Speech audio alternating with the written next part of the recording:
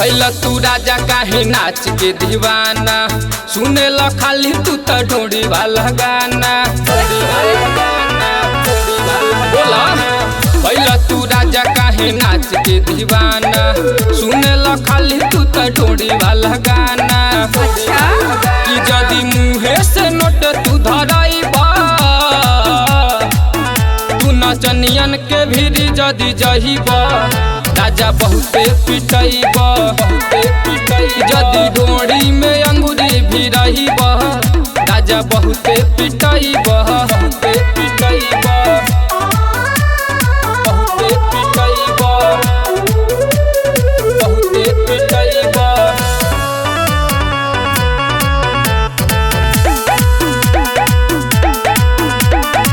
ओही जगहिए पे देवेला ध्यान हो, बाटे ना शरम बेच गहिल ईमान हो।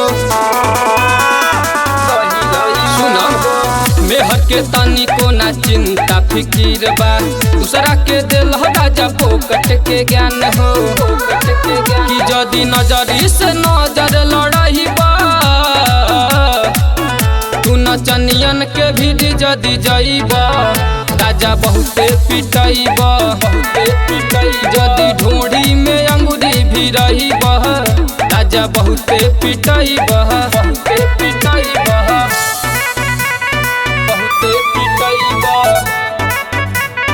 बहुते पिटैबा।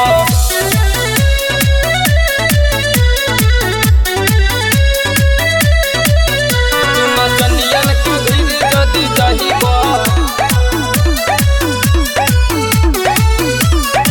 घरे के खाना तोहे नइखे खोटात हो।